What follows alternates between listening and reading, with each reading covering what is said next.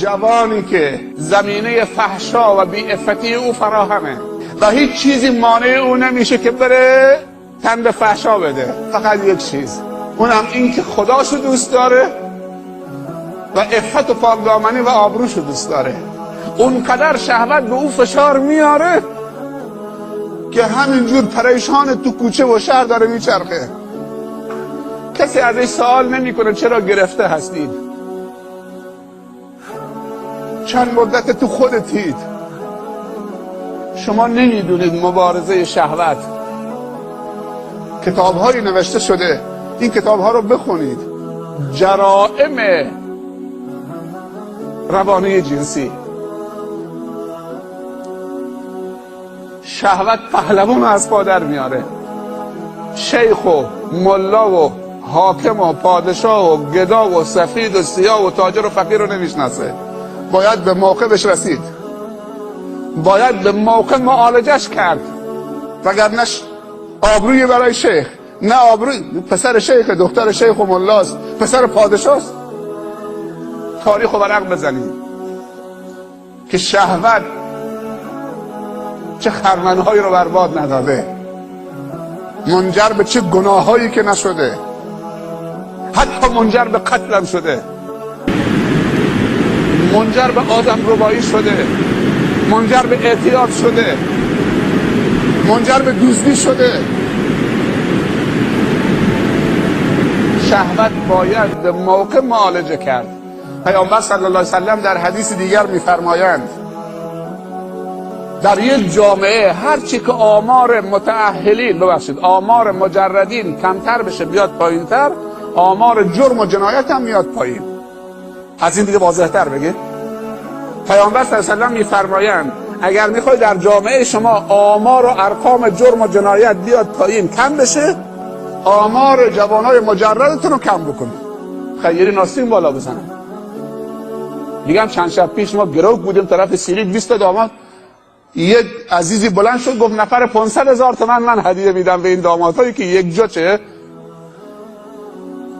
ارکستر شما پول گرفتید آقا ستار. تازه قوال باید 10 روز 15 روز 20 روز یک ماه پیش برید 200-300,000 تومان بهش بیانیه هم بدید. من نمیدونم بندگان خدا چرا از خدمت دیگران، اونم خدمت رایگان، بدشون میاد. برای امنیت خودشون، برای سلامتی خودشون، برای حفظ آبروی خودشون میگن نه ما هم پول به قوال میدیم بهتره. 1,000,000 تومان.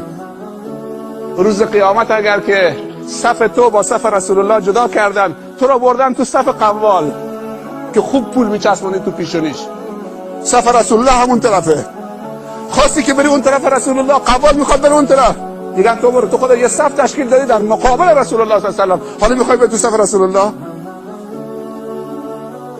اونجا آدم کجا میره؟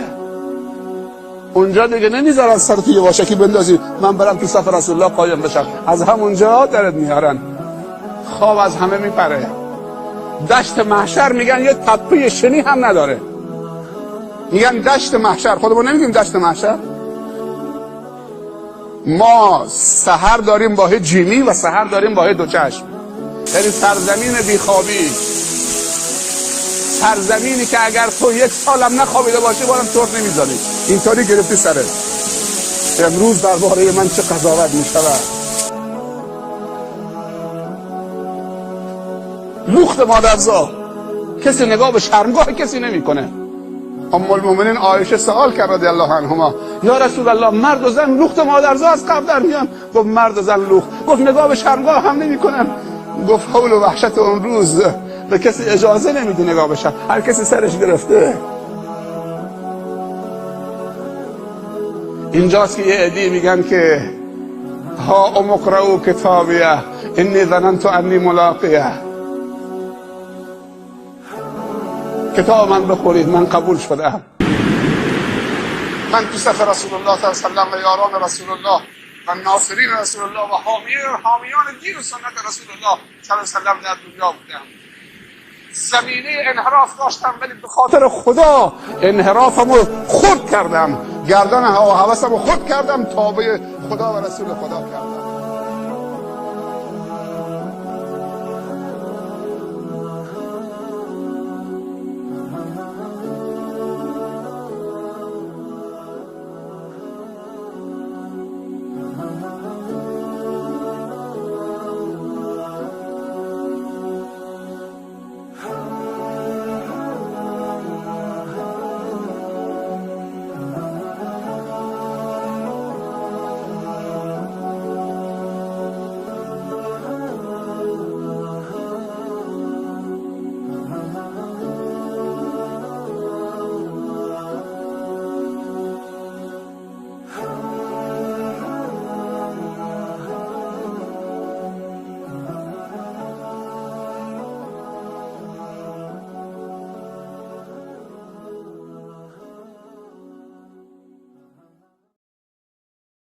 برای مشاهده ویدیوهای بیشتر به کانال یوتیوب مفلحون سر بزنید.